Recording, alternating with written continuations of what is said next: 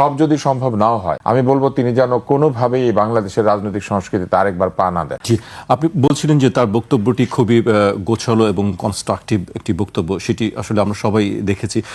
বক্তব্যের যে বিষয়টি আমার কাছে আরেকটি বিষয়ে খুব লেগেছে, যেটি হচ্ছে নিরাপদ বাংলাদেশের কথা তিনি বলেছেন, যে জায়গাটা তিনি জোর দিয়েছেন প্রত্যাশিত বাংলাদেশের কথা বলেছেন। নিরাপত্তা ইস্যুটা তার কাছেও আসলে গুরুত্বপূর্ণ বিষয়। নিরাপদ বাংলাদেশের বিষয়টি তিনি বলেছেন, এটা আসলে মানুষের চাহিদা। তার নিরাপত্তা তো রাষ্ট্র দেবে এবং তার নিজের সেই সক্ষমতা আছে, দলের সক্ষমতা আছে। মানুষের জন্য নিরাপত্তা চেয়েছেন, এটা আসলে মানুষের ভাষা। এটা আমার ভালো লেগেছে এই জন্য যে মানুষ কি চায় এটা তিনি বোঝার চেষ্টা করেছেন।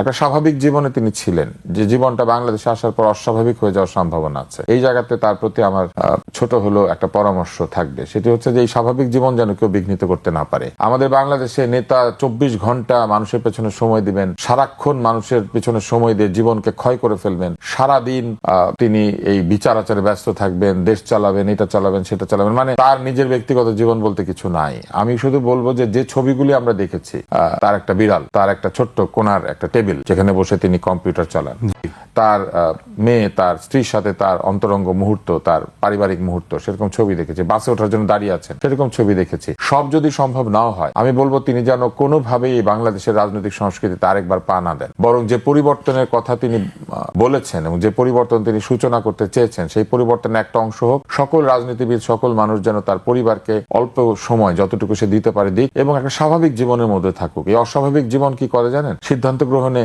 বাধা দেয়, সিদ্ধান্তগুলি এরপরে ভুল হতে থাকে, সঠিক হয় না। কারণ এত চাপের মধ্যে, নিদ্রাহীন, আহারহীন, মানে একটা এমন অবস্থা, এই লোক আসছে, এই লোক যাচ্ছে, এই রাজনৈতিক সংস্কৃতি থেকে যেন দল এবং রাজনীতিবিদরা বেরিয়ে আসতে পারেন, এটা আমি তার কাছে একটা অনুরোধ করব। তাহলে আজকে তিনি যেই শান্ত সৌম্য মূর্তিতে যে বক্তৃতা দিয়েছেন, এই বক্তৃতা তিনি দিতে পারবেন না, কারণ তাকে এমন ভাবে লোকজন বিরক্ত করবে, এমন ভাবে তেল নিয়ে এসে হাজির হবে, মানে আক্ষরিক তেল না, আপনি বুঝতেই পারছেন, তোষামতকারীরা এমন ভাবে এসে হাজির হবে যে তাকে স্বাভাবিক দায়িত্বগুলি পালন করতে দেবে না। বাংলাদেশের মানুষের একটা বিরাট সমস্যা।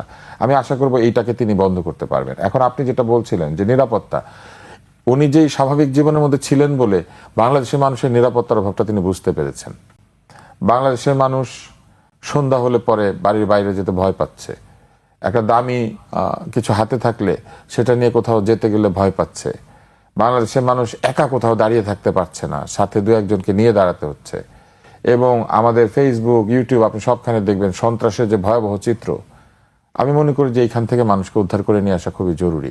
এরকম অস্বাভাবিক পরিস্থিতিতে মানুষ ব্যবসা করতে পারে না, স্বাভাবিক যে কাজগুলি সেগুলি করতে পারে না, এবং অধিকাংশ মানুষ তার চাকরি করে না, সে তো অফিসে কাজ করে না, রাস্তায় কাজ করে বাংলাদেশের মানুষ। ফলে রাস্তা যদি নিরাপদ না হয়, বাড়ির বাইরের অংশটা যদি নিরাপদ না হয়, তাহলে মানুষের আয় ব্যয় সবকিছু ক্ষতিগ্রস্ত হয়। আমি আশা করব যে তিনি যে কথাটি বলেছেন এটা একদম ঠিক, যে মানুষের জন্য একটা নিরাপদ বাংলাদেশ চাই। মানুষ যেন মানুষকে ভয় না পায়।